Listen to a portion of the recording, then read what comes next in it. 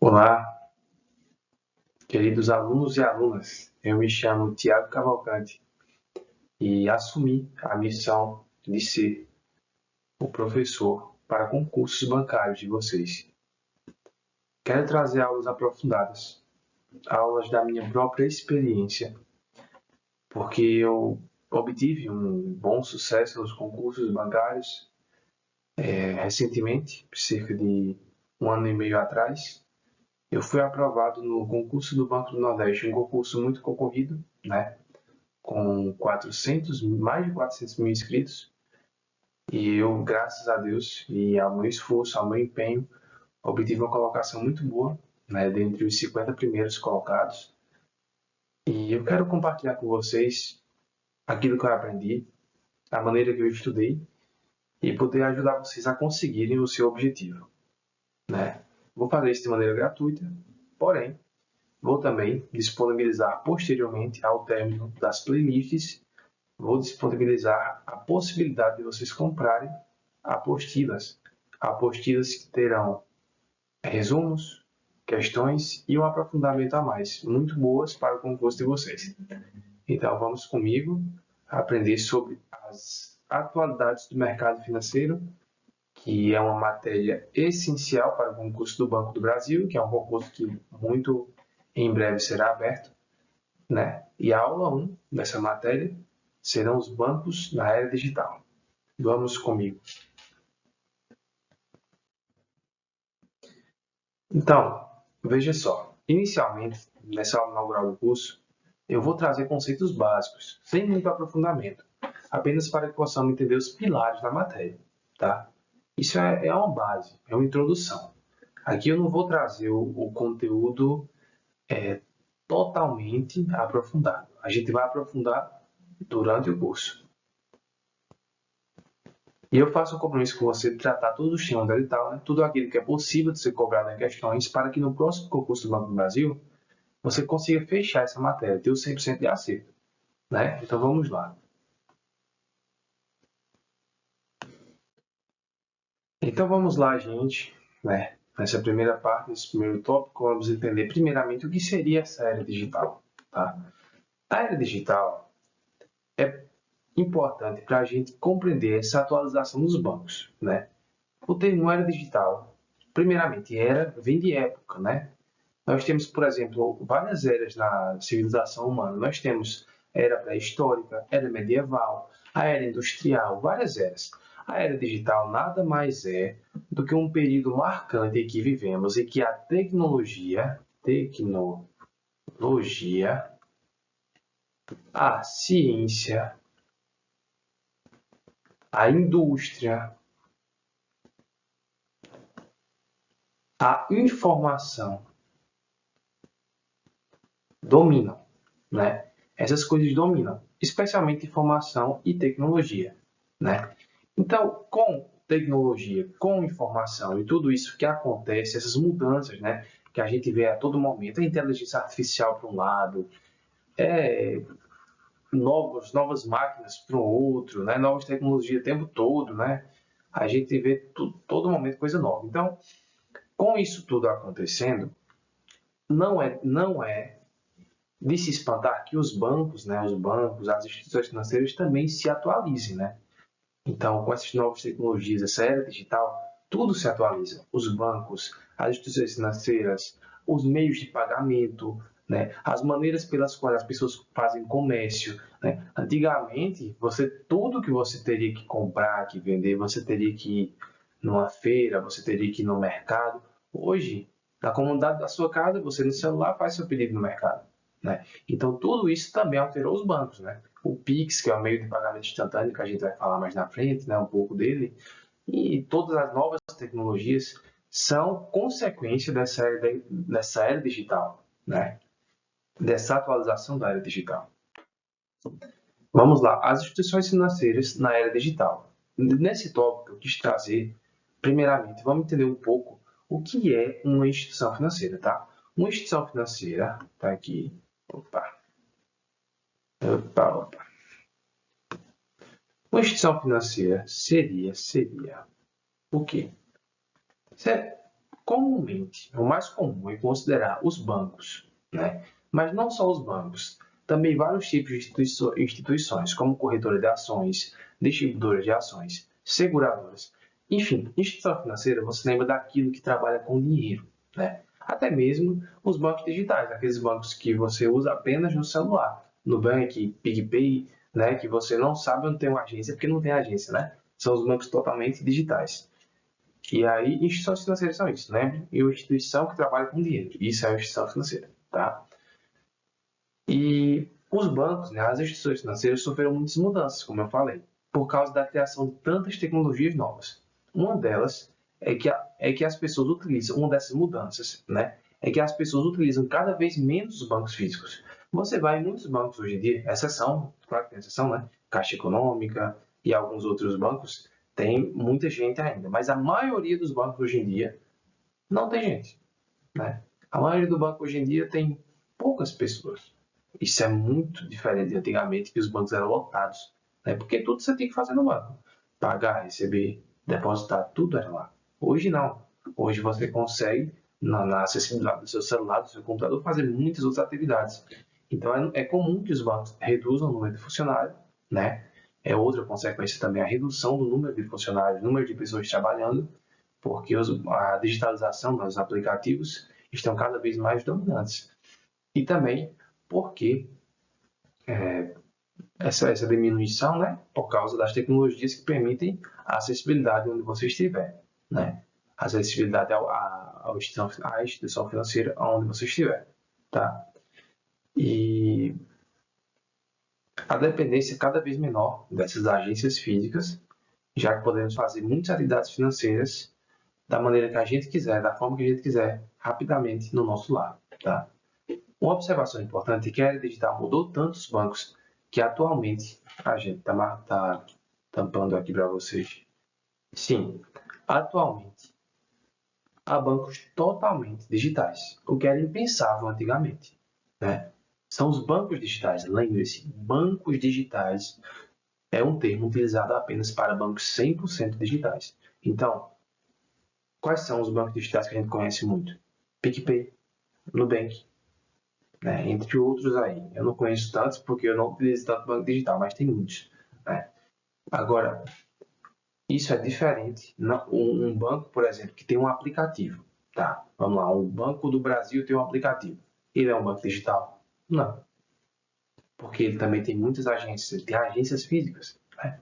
Ele seria banco digital se ele fosse 100% digital, fosse apenas aplicativo. Aí sim, né? Então é uma coisa importante esse termo banco digital, lembre-se, banco digital 100% digital, isso é importante para a sua prova. Continuando, né? Pesquisas da Febraban, olha aqui, ó, Febraban revelam que no ano 2017 e 2018, as transações feitas por canais digitais aumentaram de 16% para 60%, enquanto não aumentaram hoje, né? Se naquela época, tá, 2018 era 60%, aumentou para 60%. Imagine hoje em dia o quanto as transações digitais não aumentaram, né? E essa pesquisa é antiga, né? Como está dizendo aí no texto. E o que acontece? Com questões como a pandemia, né, que trouxe as pessoas para dentro de casa, utilizando cada vez mais a tecnologia, então aumentou ainda mais essa questão de utilização dos bancos digitais, de transações digitais, tá? Vamos lá entender alguns termos agora importantes para a sua prova, que você não pode deixar de notar, porque esses termos eles podem te confundir, tá? Mobile Banking, não li Mobile Banking. Eu estava trabalhando no banco e eu, com meu péssimo inglês, li a palavra mobile como se fosse mobile. E um colega, né, puxou meu olho e fez, rapaz, é mobile. Ah, eu falo, sou brasileiro mesmo, eu falo do jeito que eu tô escrevendo aqui. Ok, Mobile Banking. Vamos lá. É o aplicativo de banco utilizado por aparelhos como tablet e celular, sendo prático para ser possível de levar no bolso, na bolsa, ou seja, vamos lá, vamos resumir. Mobile Banking, o aplicativo do banco que você usa no celular ou no tablet. Tá? Ele geralmente é mais simplificado, mais fácil de usar, mais rápido, de menor tamanho, né? Não é acessado pela web, pela internet, pelo site, não. Ele é acessado pelo aplicativo. diferentemente do Internet Banking, né? Internet Banking já é outra coisa. É o banco na internet. Pronto. Só você lembrar o banco na internet. Por quê? Você acessa ele por um navegador, Google, Mozilla, né? Edge, você acessa ele por um navegador e ele geralmente é acessado em computadores, né? O desktop, que é o computador com a CPU, né? Computador de mesa, o notebook, né? Computador você consegue acessar e geralmente ele tem mais funcionalidades do que o mobile banking, né? Ele tem mais coisas que dá para fazer, porque ele é mais completo. É um site com todo aquele sigilo, né? E tanto o mobile banking como o internet banking a gente também tem muitas camadas de segurança. Segurança às vezes de aquela leitura facial, né? Digital, às vezes mais de uma senha, tem a senha e tem o token, né? Tudo isso para garantir que as pessoas não clonem, né, o seu aplicativo de banco, seja ele o mobile banking ou seja o banco acessável por meio do navegador, que é o internet banking. Outra distinção importante: o banco digitalizado e o banco digital. Eu já adiantei para vocês, né, que o banco digital é aquele banco 100% digital, que não tem agência física, que você não vai encontrar uma agência física na Nubank, no PicPay, não, é 100% digital. E o banco digitalizado é aquele banco que tem os dois, a agência física e a agência digital, né? Tem vários exemplos: Caixa Econômica, Banco do Brasil, Banco do Nordeste, né? Muitos exemplos de banco que você pode, tanto na agência física, lá, sacar seu dinheiro, seu salário no caixa eletrônico, como você também pode utilizar, né? Utilizar o aplicativo para fazer várias atividades. Vamos em frente, são termos muito importantes. Gravem isso, meus alunos. Meus alunos, agora nós vamos falar de fintechs, tá? As fintechs são instituições financeiras.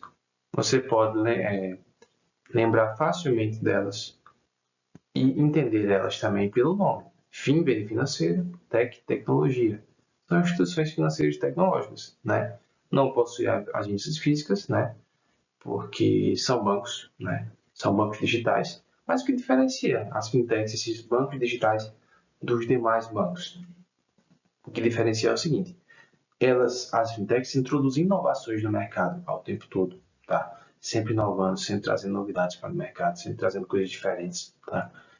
E criam novos modelos de negócio também, porque como elas trazem essas inovações, criam novos modelos de negócio, de concorrência, formas de propaganda nova, inovadora, utiliza inteligência artificial, contrata um blogueiro ali, faz uma nova coisa diferente no mercado para chamar a atenção do consumidor, cria produtos novos de investimento, oferece bitcoins para venda, tudo que você imaginar, né?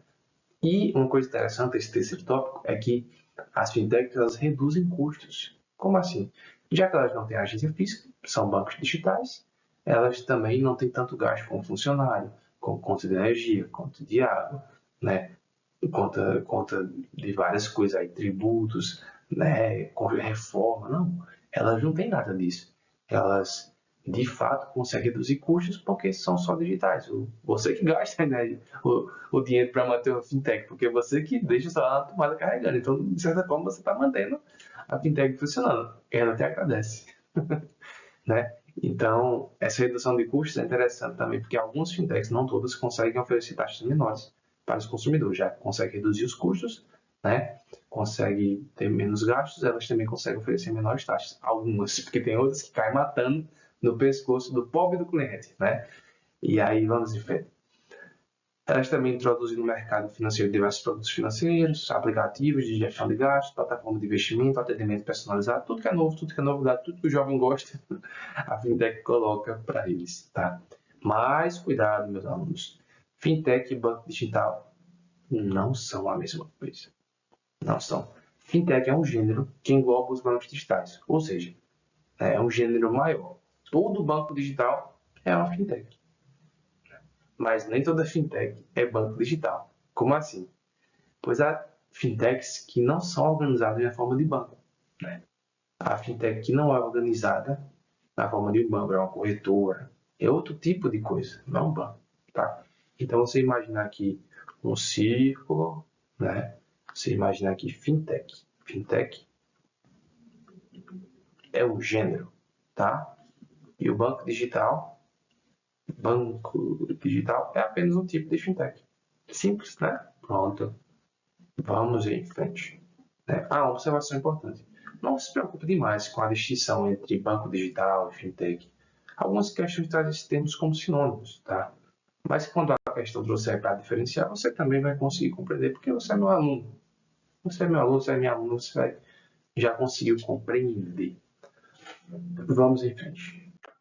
Eu coloquei o tema desse tópico bem chamativo, né? A revolução do Pix. Você já se perguntou a importância do Pix? A importância desse projeto que foi para o Brasil? Pagamento instantâneo, né? Antes, qualquer coisa que você teria que comprar, você teria que ter o dinheiro em mãos, ou um cartão de crédito, colocar a senha, aquela coisa. Pix, beleza, você pode colocar uma senha no Pix, mas é muito mais rápido, é muito mais prático, é muito mais viável, né? Então, as pessoas conseguiram mudar muito, muito o mercado brasileiro utilizando o Pix. A compra e a venda, né? Foi um bom, foi ótimo para a economia, né? E vamos falar um pouco dele, né? Já que é uma revolução para a economia, vamos falar um pouco dele. Ele foi desenvolvido pelo Banco Central em 2018, mas só se tornou realidade em 2020, quando virou uma forma de pagamento gratuita e instantânea, facilitando muito nossa vida, né? Acredite se quiser, antes do Pix, as pessoas, caso não tivesse cartão de crédito ou débito, tinham que ir à agência para sacar dinheiro, né?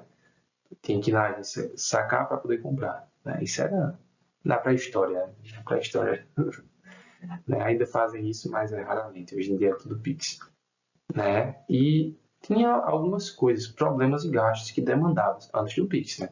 Porque era a maior quantidade de cédulas na economia, o Banco Central tem que imprimir muito mais cédula.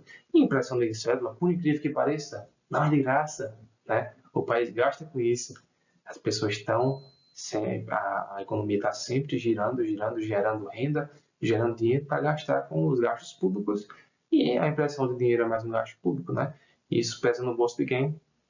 Dos comedores de cuscuz, eu e você, né? Então, a impressão do papel moeda era uma desvantagem. Então, essa impressão diminuiu depois do Pix. Aí, filas e mais filas no banco, né? Imagine que você não tinha o Pix, né? Não tinha um pagamento instantâneo, então você tem que ir no banco fazer muitas coisas que hoje em dia você faz numa simples transferência. É isso? E complicações pessoais, pois muitos tinham que gastar horas no banco, seu precioso tempo é que poderiam trabalhar, estudar ou cuidar de seus assuntos cotidianos e estava lá no banco, né? Porque não podia fazer um Pix rapidinho e resolver as coisas. É isto. É isto. Pronto. O Pix mudou tudo, né? Simples e rapidamente é isso. Mas vamos falar mais sobre o Pix no futuro, porque tem algumas coisas importantes que podem ser cobradas de questões que a gente vai tratar nas próximas aulas. Essas aulas eu estou apenas introduzindo em você. Para ele. O Open Banking também é uma inovação na área digital. O que é o Open Banking? É também chamado de Sistema Financeiro Aberto. Ó, grave esse nome, tá? Open Banking é legal, cai muito de prova, né? Você vai gravar. Open Banking. O que é Open? Quando você vai ver um filme americano, tá lá na porta, Open. Open é? Abrir, muito bem. Fez Fisk, né? E fechar é o quê? Close, né? Close. Acho que é close. Meu inglês é péssimo, gente. Né? Enfim, Open Bank, banco aberto. Por que banco aberto? Vamos entender. O sistema financeiro aberto, banco aberto, é simplesmente o compartilhamento, a abertura de informações dos clientes entre as instituições financeiras. Então, tá lá, o Banco do Brasil tem suas informações. Ele sabe se você é um bom pagador, ele sabe do seu CPF, ele sabe do que você anda gastando, né? Onde você anda comprando, onde você anda vendendo. E aí, sabe também dados pessoais, nome do seu pai, da sua mamãe, né? Sabe várias coisas. E aí, se você permitir que isso aconteça, porque o Open Bank tem que ter permissão, não pode ser porque o outro banco quer, aí o Banco do Brasil vai e compartilha os dados seus com outro banco, para ficar mais fácil também. Né? Para que aquele banco possa conhecer você melhor, te oferecer crédito, te oferecer investimento. Né?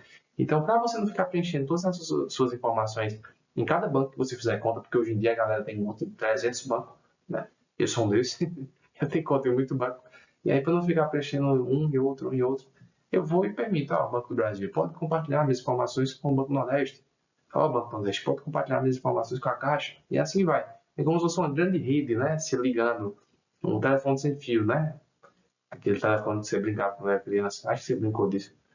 Enfim, o Open Bank permite muita facilidade, especialmente para abertura de conta ou para análise de crédito. Pois se você for cliente de alguma plataforma bancária digital, pode simplesmente permitir o compartilhamento de seus dados com outro banco, tornando bem mais ágil o preenchimento de dados para abertura de conta e análise de renda para a concessão de empréstimos. Né? Foi isso que eu falei. Você permite o compartilhamento de seus dados, e aí o outro banco que recebeu esse compartilhamento, ele vai poder analisar se você é um bom pagador, se você é um bom cliente, se você é uma boa pessoa, se você é um ser humano legal, enfim. Outras vantagens do Open Banking, né? São muitas vantagens, mas outras delas são o controle de dados, né? Por que o controle de dados? Porque os clientes têm controle sobre quais dados financeiros desejam compartilhar. Ou seja, todo compartilhamento de dados com as instituições financeiras deve ser rigidamente permitido, né? Você tem controle dos seus dados, ou seja, você só vão compartilhar seus dados, os bancos só vão compartilhar seus dados entre si, os seus dados, os seus do cliente, entre eles, entre os bancos, se você permitir, tá? Tem que ter seu aval, tem que ter seu joinha, tem que ter seu ok, tá? Senão os bancos não compartilham esses dados no Open Banking. Menores taxas. Por que o Open Banking gera menores taxas? Preste atenção. Isso é bom para prova, hein? Porque a competição entre instituições financeiras que possuem os dados dos clientes, né? Possuem os dados dos clientes, pode fazer com que reduza as taxas para vencer a concorrência. Ou seja, você tem o Banco do Brasil tem seus dados, o Banco do Nordeste tem seus dados, a Caixa Econômica tem seus dados, a Nubank tem seus dados, todos eles têm as informações de você, né? Então eles todos já sabem, fulano é um bom pagador. Eita, se fulano é um bom pagador e ele tem conta no Banco do Brasil também, eu que sou aqui da Nubank vou oferecer uma taxinha menor para ele, vou oferecer um cartão de crédito com limite maior para ele ficar comigo, entendeu? Então, eles têm as informações suas, então eles vão competir para ver quem fica com você, meu irmão, né? Vão ver quem fica com você. Então eles vão lutar entre si, fazer um duelo ali para saber quem ganha por você. O prêmio é você, entendeu? Né? Essa é a competição, legal? Personalização de serviço. Por que personalização de serviço? Gente, agora que os bancos te conhecem mais do que a eles mesmos, eles te conhecem muito bem. Eles sabem desse tal desse algoritmo aí, né? Que existe na internet aí, que sabe as suas preferências, né? Sabe muita coisa. Então eles vão personalizar o serviço, ou seja, trazer serviços personalizados para você. O que é isso? Se, por exemplo, você é um jovem de 25 anos, como eu, né? Muito jovem, 25 anos, como eu, e você vai abrir uma conta no banco, né? Esse Open Bank, aí você abre a conta em vários bancos aí, e aí eles veem, a idade dele é 25, ele é novo. Vamos oferecer para ele um plano de previdência. Faz sentido. Um plano de previdência para eu me aposentar, né? Para eu contribuir ali com um produto de investimento. Esse plano de previdência é um produto de investimento que eu vou contribuir com ele. E aí, quando eu tiver certa idade, eu posso me aposentar utilizando aquele produto ali, né? Aquele produto bancário. Faz sentido. Isso é personalização. Usou minha idade, o conhecimento sobre mim, para oferecer um produto, um serviço, né? Diferentemente de uma pessoa idosa. Mas se eu tivesse meus 60 anos, aí o pessoal, os bancos no Open Bank, a idade dele é 60 anos. Não faz sentido oferecer um plano de previdência, porque eu provavelmente não vou viver muito, né? A não ser que eu seja daqueles centenários que vai viver mais 40 anos para frente, mas isso é muito raro, né?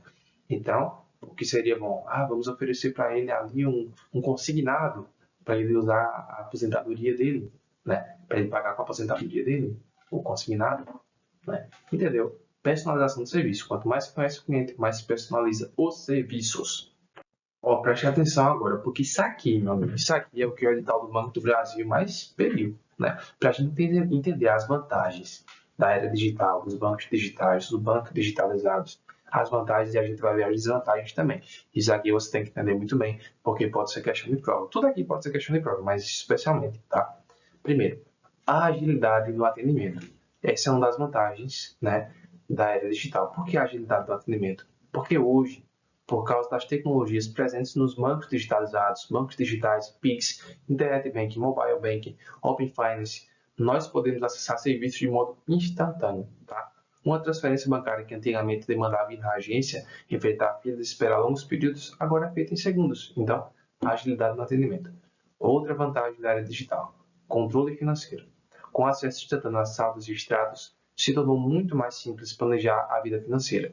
Né? Por exemplo, se uma pessoa deseja guardar dinheiro para fazer uma viagem de ano novo, isso torna muito mais fácil, pois ela pode verificar o quanto deve, quanto pagará, o que deve e quanto tempo terá que juntar para conseguir o seu objetivo. né? Quando pagará o que deve e quanto tempo terá que juntar para conseguir o seu objetivo. Então, você vai no banco, você puxa seu extrato, ou mesmo no aplicativo, você puxa seu extrato ali, você vê, ó, o extrato até que diz o que você vai dever nos próximos meses. Você comprou X coisas no cartão de crédito, você comprou uma geladeira nova em 10 vezes no cartão de crédito. Eita! Então vai lá dizer, ó, até o mês de dezembro você vai ter aquela parcela para pagar. Então você consegue se planejar melhor. Muito melhor do que antigamente. Tudo era anotado naqueles caderninhos que era organizado, né? E nem sempre era tão bom quanto você acessar o aplicativo e ver na hora, né? Os juros que você vai pagar, você já vê os juros futuros que você vai pagar. Então é a questão do controle financeiro para se planejar. Comodidade. Olha só que interessante.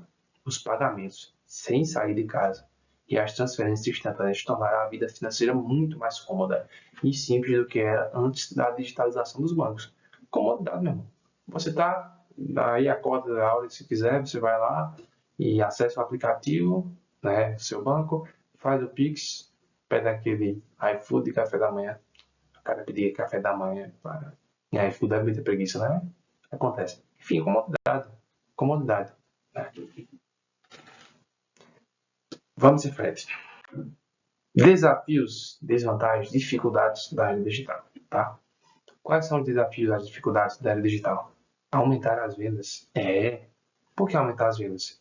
Porque os produtos e serviços bancários, antes oferecidos aos clientes por meios presenciais ou por ligação telefônica, agora para serem vendidos precisam enfrentar desafios como investimento em marketing digital, propagandas eficazes, segmentação de mercado, para que se tornem competitivos e possam gerar receita para os bancos. Por quê? Por que isso? Porque, meus queridos, minhas queridas, os bancos, hoje em dia, apesar da facilidade que eles forneceram aos clientes, a competitividade está lá em cima. Um banco que nem tem agência, que nem os bancos digitais, estão competindo com os bancos que sempre dominaram o mercado. Né? Então tem que aumentar a venda, tem que investir em marketing, tem que contratar blogueirinho, tem que ir para o Instagram, ir para o WhatsApp, para tudo que é lugar, TikTok, fazer dancinha humilhante, né? Mas é a vida, né? Para se manter no mercado. Ou seja, aumentar as vendas, se tornar competitivo, né? Precisa enfrentar desafios para que consigam vender seus produtos. Isso é uma coisa que a era digital trouxe. Né? A competitividade cresceu, então as vendas têm que crescer também para conseguir bater de frente com essa competitividade nova. Agilizar os serviços. Vivemos na era da velocidade e ninguém tem paciência de esperar. Poucos são os que têm a calma de permanecer usando um aplicativo de banco que seja lento e apresente falhas. Ou seja, os bancos têm que agilizar os serviços, os aplicativos têm que ser rápidos, tecnológicos, tem que suprir instantaneamente o que o cliente quer, né? Tem que ser aplicativo que funciona muito bem, que não cai, que não dá queda de rede, enfim, tem que ser agilizado, tem que ser veloz, tem que ser melhor do que os outros. Os produtos, os aplicativos, tudo. Né? Esse é um desafio da era digital. O aperfeiçoamento fica no mercado. Aquele banco, aquele aplicativo que é o melhor. Os outros vão para a escuridão, para o abismo, para as profundezas. Oferecer serviços personalizados e inovadores. Isso a gente já viu um pouco, mas é um desafio também para os bancos, né? Oferecer serviços personalizados e inovadores, porque as pessoas estão cada vez mais exigentes, tá? Tem hoje fundos de investimento que focam, fundos de investimento, sabe o que é um fundo de investimento, né? É um local, né? Um tipo de investimento em que os clientes colocam suas rendas, né? Geralmente ele é gerido por gestores desse fundo de investimento, né? Ele funciona até como uma empresa mesmo, e as pessoas colocam ali recursos naqueles fundos de investimento, e aí o seu rendimento vai crescendo, você vai ganhando mais. Esses fundos aí são, no caso, eles são bons para quem não sabe investir muito bem, porque o fundo vai investir por você. Se você bota 100 mil no fundo de investimento que rende 2% ao mês, de onde veio aqueles 2%? Aqueles 2% veio porque o fundo de investimento, as pessoas que trabalham no fundo de investimento, pegaram seu dinheiro e alocaram em ações porque eles estudaram aquelas ações, aqueles produtos de investimento ali, alocaram, investiram em várias coisas, e aí aquele rendimento, eles tiraram o lucro deles, da parte deles, e aí pagaram a você os 2% ao mês que você está exigindo pelo investimento que você fez naquele fundo. Enfim, sem me estender, né? O fundo de investimento, que eu quero falar como exemplo, são os fundos de investimento de questão ambiental, que eles investem em empresas que cuidam do meio ambiente, em até ONGs que fazem o bem para o meio ambiente, né? Então, isso está atraindo investidores. Por quê? Produtos personalizados, inovadores. O cliente que gosta dessas ações boas para o meio ambiente, ele vai e investe no fundo, né? Um fundo que investe em questões ambientais, né? Então, obviamente, né, os serviços personalizados inovadores estão ganhando no mercado. Cada um quer que o banco lhe ofereça aquilo que ele deseja, senão ele encerra a conta. Não é isso? E observação: segmentação de mercado é o procedimento por meio do qual uma instituição, né, em diferentes grupos, atua no mercado em diferentes grupos de clientes. O que é que eu estou querendo dizer com isso aqui? Vamos lá. Segmentação de mercado que eu usei, isso para falar dos serviços personalizados, é o seguinte: é quando o banco divide os clientes em diversos grupos, né? Tem o grupo das mulheres, tem o grupo dos homens, tem o grupo dos jovens, tem o grupo dos que tem alta renda, os baixa renda, né? Por que faz isso? Para segmentar o mercado. Isso é mais um assunto de marketing. Segmentar o que? Dividir o mercado em diferentes grupos e oferecer para cada grupo aquilo que ele deseja, aquilo que é melhor para ele, o melhor investimento para ele, né? O melhor crédito para ele. É isso, né, gente? Segmentação do mercado. É apenas isso. Vamos detonar questões. Vamos. Vamos lá. Você aprendeu muita coisa. É nossa hora das gloriosas questões, tá? Primeira questão, Ciências Granil, uma banca que, se eu não me engano, já fez algumas provas anteriores do Banco do Brasil, tá? Ciências Granil, Caixa Econômica Federal 2021. Desde 2013, o setor bancário tradicional vem sendo afetado pela concorrência das fintechs. No início, muitas delas abalaram a estabilidade de grandes bancos, por oferecer serviços completos de um banco, porém, sem agências físicas e com operações de baixo custo. Essa estratégia lhes deu capacidade de praticar baixas tarifas e ainda assim gerar uma lucratividade considerável. Nesse modo, verifica-se que a estratégia genérica de posicionamento das fintechs foi de... Olha, vamos ver as partes, porque uma questão como essa a gente consegue acertar se a gente focar em detalhes, tá? Toda questão tem que focar nos detalhes, senão nem tente. Vamos lá. Tá falando aqui de fintechs, né? Fintechs, que afetou a concorrência com os bancos tradicionais. No início, muitas delas abalaram a estabilidade dos grandes bancos. Por quê? Porque aquilo que eu disse, trouxe inovação, né? Os grandes bancos estavam aquele mesmo modelo, a fintech trouxe coisa nova. Serviços completos, porém sem agências físicas e com operações de baixo custo. Então, sem agência física e operação de baixo custo. Essa estratégia, que estratégia? Né? Que estratégia? Olha, gente, que estratégia seria essa? Vocês não conseguiriam responder essa questão apenas utilizando o que a gente viu em aula. Vocês teriam que pensar um pouco mais. Por quê? Porque sem a agência física, pela forma, eu disse que fornecia o quê? Banco sem agência física, banco digitais, operações de baixo custo, normalmente menores juros, né? Mas que estratégia seria essa? Seria uma redução no custo, né? No custo para o cliente, uma redução no custo, redução no preço, redução nos juros, né? Redução nos juros, baixos juros, né? Então, essas estratégias, eu prometo para vocês, as estratégias de posicionamento, a gente vai ver elas em outras aulas, cada uma delas. Mas diferenciação do produto não é. Por quê? Porque não está diferenciando o produto, está reduzindo o custo, né? O custo ao cliente. Diversificação da indústria não é. Tem nada a ver isso aí. Expansão de mercado também não é. Não está expandindo o mercado, está reduzindo os custos. É isso que a questão se refere. Diminui a agência física e operações de baixo custo. Na verdade, nem diminui, né? Nem tem agência física. Enfim, e operações de baixo custo. Extensão da marca? Não. Então só sobra letra E. Liderança em custos. Liderança em custos é a nossa alternativa, tá? Pela lógica, você conseguiria responder esta questão. Ok? Letra E.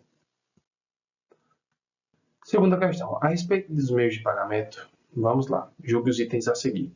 Uma das vantagens do uso das carteiras digitais é a possibilidade que o consumidor faça compras pela internet sem compartilhar diretamente seus dados bancários no momento do pagamento. Gente, a CESP é uma banca que ela gosta de pegadinha, ela gosta de confundir.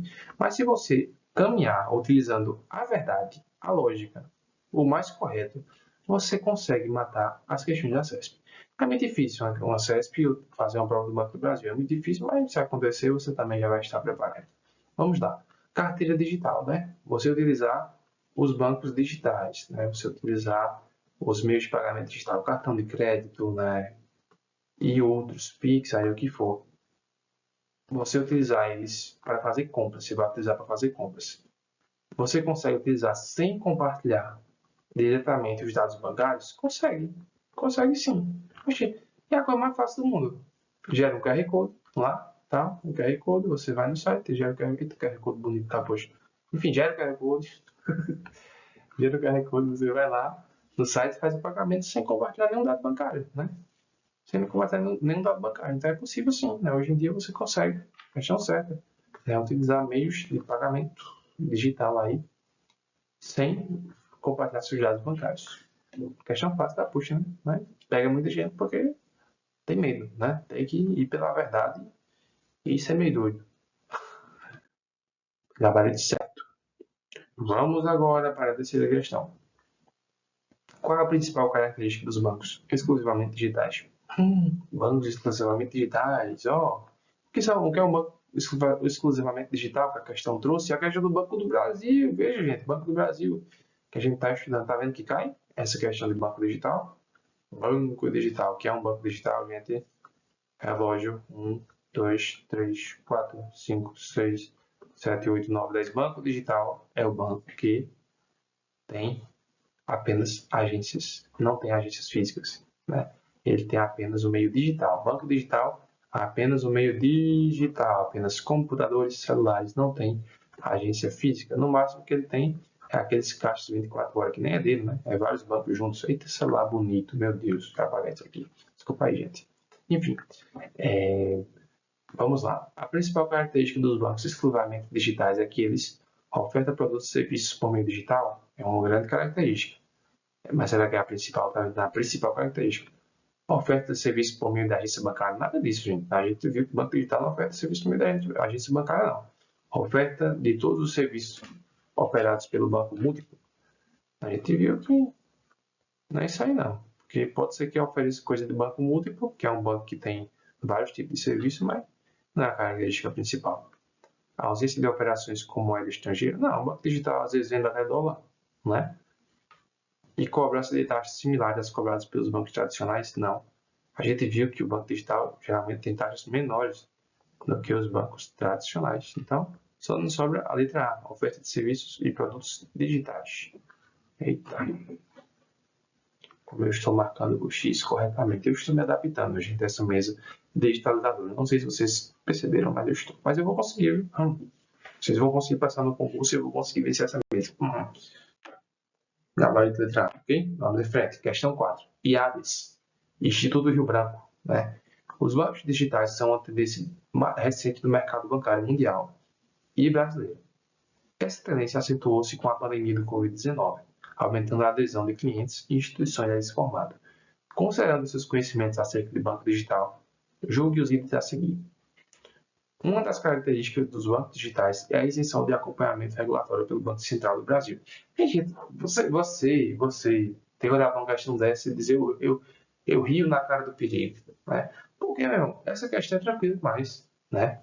O Banco Central do Brasil, não deixa de fiscalizar nenhum outro banco, não. Se tem uma coisa que o governo do Brasil, o Banco Central do Brasil, as instituições financeiras do Brasil gostam de dinheiro. Como é que ela vai deixar de fiscalizar os bancos digitais que são uma fonte de dinheiro, uma fonte de renda? Né? Então, jeito lógico que não tem ausência regulatória. Ausência regulatória, ausência de leis, ausência de acompanhamento. Não. Né? Lógico que não. Eu marquei certo. Né? Errado, gente. Errado. Desculpa aí, viu? É errado. Né? Errado. Lógico que não tem. Lógico que não tem. Né? Então, nas características do banco digital, a isenção de acompanhamento? Não. Não, lógico que o acompanhamento existe. Existe acompanhamento do Banco Central nos bancos digitais. No Nubank, no PicPay, existe. Existe.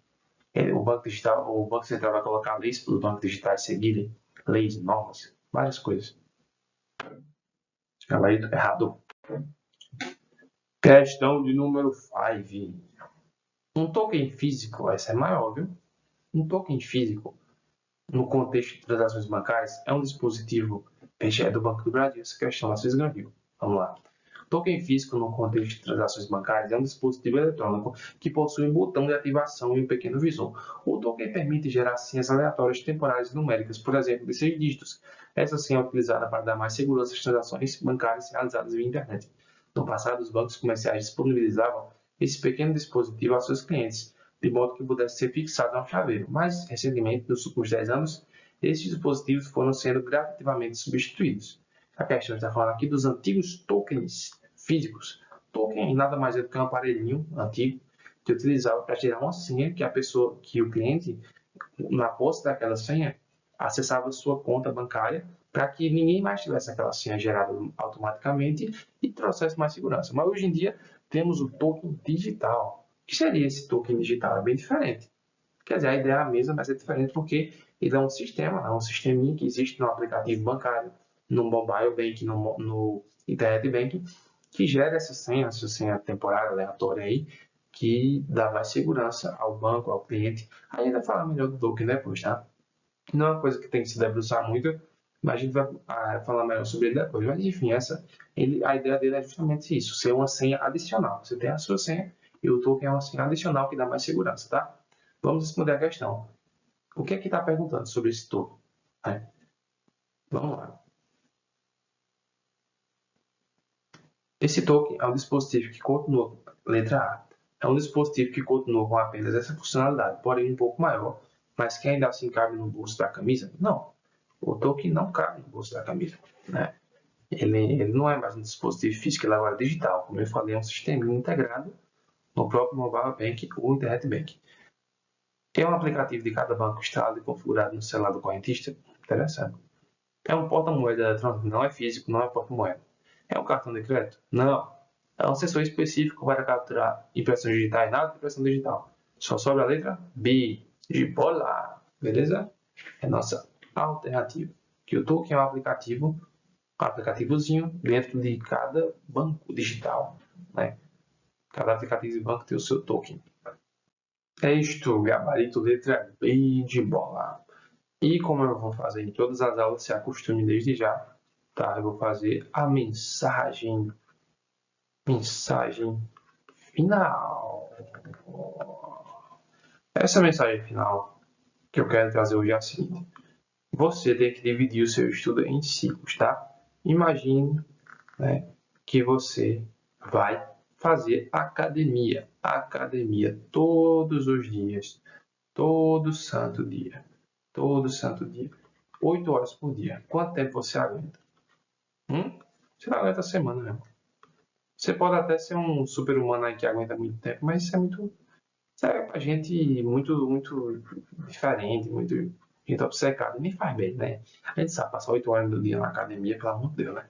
Então, o que eu estou querendo dizer com isso? Sua mente, sua pequena mente, seu cérebro, ele tem limite também. Tá pensando que seu cérebro é cartão de crédito de rico que não tem limite? Não é assim não, meu querido. Tem limite. E esse, eita, cérebro feio. E esse limite, né, esse limite que o seu cérebro tem, ele não pode ser ultrapassado, senão você não entra, né? A pressão vai ser muito grande e você vai acabar desistindo do seu estudo. Então, por favor, escute o seu professor. Veja ciclos de horas para estudar, tá? Veja ciclos de horas ou minutos, né? Sei lá, você estuda 30 minutos e aí você descansa 10. Ou você estuda, sei lá, 1 hora e aí você descansa 20 minutos, né? Use isso. Eu usei isso e deu certo comigo. Eu fui aprovado fazendo isso porque eu consegui manter meu ritmo de estudo. E é importante que nesses minutos de descanso você vai fazer coisas que relaxem um pouco sua mente. Vai conversar com alguém que você gosta, vai brincar com seu filho, vai passear com seu cachorro, vai assistir um pouco da série favorita, enfim, vai fazer uma coisa para relaxar, tá? Vai relaxar e depois você volta para o estudo, até completar suas horas do dia, né? Então, isso é muito importante, isso é a regra de ouro. Tá vendo, gente? Além de professor, eu sou coach. Você não tem como reclamar de mim, não, viu? É isso, um forte abraço, fiquem com Deus.